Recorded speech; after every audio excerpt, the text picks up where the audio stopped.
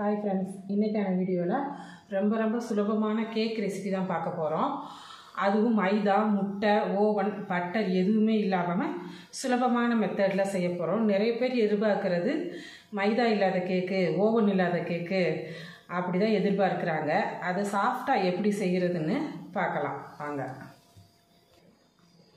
இப்போ நான் 1.5 கப் ரவை எடுத்திருக்கேன். 1.5 கப் ரவைனா கிராமில் பார்த்தோம்னா 375 கிராம். 1 கப்புனா 250 கிராமு. இந்த 375 கிராம் ரவையை எடுத்துக்கலாம். ரவை வறுக்க தேவையில்லை, கேக் செய்யல நம்ம வறுக்காத ரவை தான் எடுத்திருக்கோம். இதுக்கு அதே மாதிரி 1.5 கப்பு பால் எடுத்துக்கலாம். இதையும் கலந்துக்கலாம்.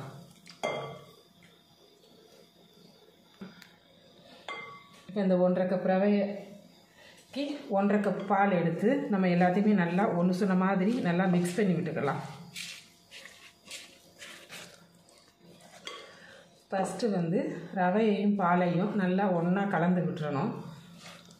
இப்போ ரவை வச்சு நம்ம என்ன ரெசிபி செய்கிறதா இருந்தாலுமே ரவையை கொஞ்சம் நல்லா ஊற விட்டு அதுக்கப்புறம் செஞ்சாதே நல்லா சாஃப்டாக வரும். இப்போ ரவை 15லேருந்து 20 நிமிஷம் வரைக்கும் நல்லா ஊறட்டும். இப்போ நம்ம இந்த பவுலை மூடி அப்படியே வச்சிடலாம். ஒரு 15லேருந்து 20 நிமிஷம் வரைக்கும் நல்லா ஊறட்டும். இப்போ 20 நிமிஷம் ஆயிடுச்சு. நம்ம ஓப்பன் பண்ணி பார்க்கலாம்.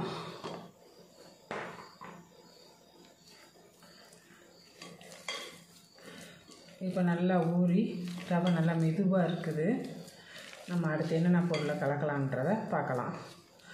நல்லா ஊறிடுச்சு, சாஃப்டாக இருக்குது.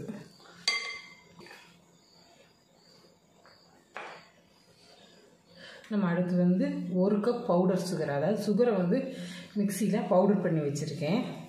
இந்த சுகரை கலந்துக்கலாம்.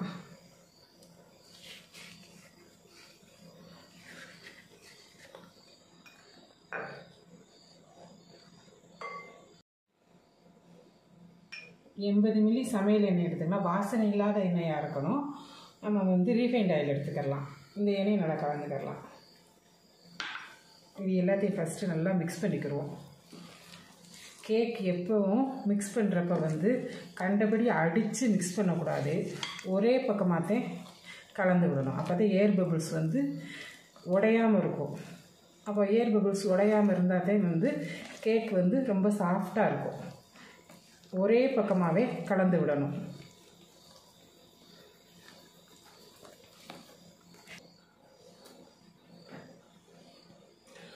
ஒன்றரை டீஸ்பூன் பேக்கிங் பவுடர், இதை நம்ம போட்டுக்கலாம்.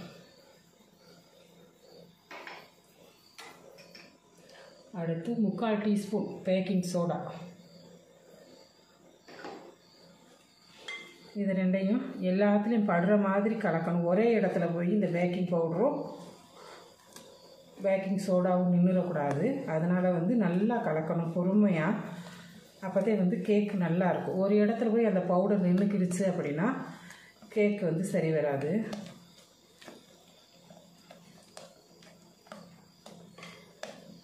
மடித்து அப்படியே விடணும். அப்போதே கேக் நல்லாயிருக்கும்.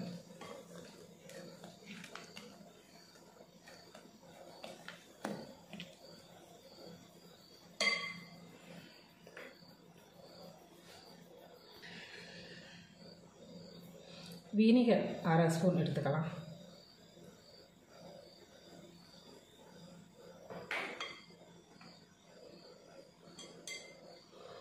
ஒரு ஸ்பூன் வெனிலா எக்ஸ்ட்ராக்ட் எடுத்துக்கலாம்.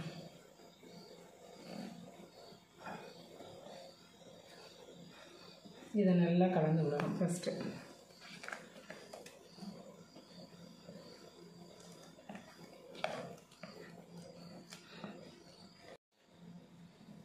வெனிலா எசன்ஸ் இல்லை அப்படின்னா உங்களுக்கு அதை நம்ம ஊற்றாமல் விட்டுறலாம். இது ஒரு ஆப்ஷன் தான். நீங்கள் பேட்டர் மட்டும் கலக்கையில் சோடாப்பூ, பேக்கிங் பவுடர் இது எல்லாமே இதில் ஒன்றா மிக்ஸ் ஆகிற மாதிரி நல்லா கலந்துருங்க.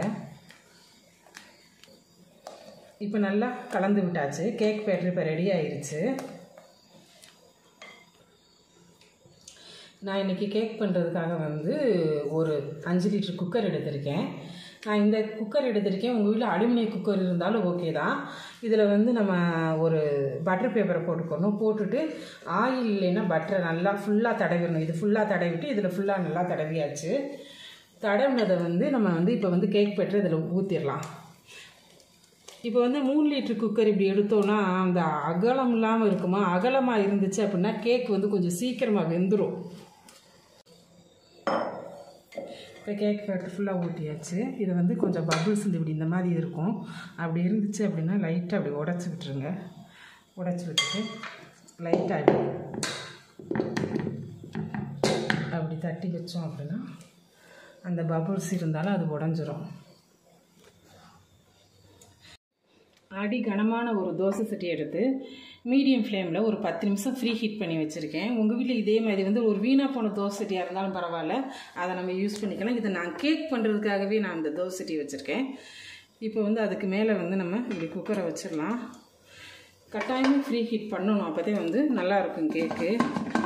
இப்போ வந்து கேஸ்கெட் போட்டிருக்கேன் குக்கரில், ஆனால் வெயிட் போடக்கூடாது. ஒரு 30 நிமிஷம் வரைக்கும் மீடியம் ஃப்ளேம்லேயே இருக்கட்டும். கேக் எப்படி இருக்குங்கிறத நம்ம பார்க்கலாம். இப்போ 30 நிமிஷம் ஆயிடுச்சு. இப்போ நம்ம கேக்கு ரெடி ஆயிடுச்சான்னு சொல்லி பார்க்கலாம். ஒரு டூத் பிக்கோ இல்லை கத்தியோ இதை வச்சு நம்ம இப்படி குத்தி பார்க்கணும். எதுவுமே ஒட்டலை அப்படின்னா வந்து கேக் ரெடி ஆகிருச்சுன்னு அர்த்தம். இப்போ சூப்பராக கேக் ரெடி ஆயிடுச்சு. இப்போ சூப்பரான சாஃப்டான கேக் ரெடி ஆயிடுச்சு. நீங்களும் இதே மாதிரி வீட்டில் செய்து பார்த்துட்டு எப்படி இருக்குதுங்கிறத கமெண்ட் பண்ணுங்கள். உங்களுக்கு இந்த வீடியோ பிடிச்சிருந்துச்சு அப்படின்னா லைக் பண்ணுங்கள், ஷேர் பண்ணுங்கள், மறக்காமல் சப்ஸ்கிரைப் பண்ணுங்கள். ரொம்பவே சாஃப்டாக நல்லா வந்திருக்குது கேக்கு.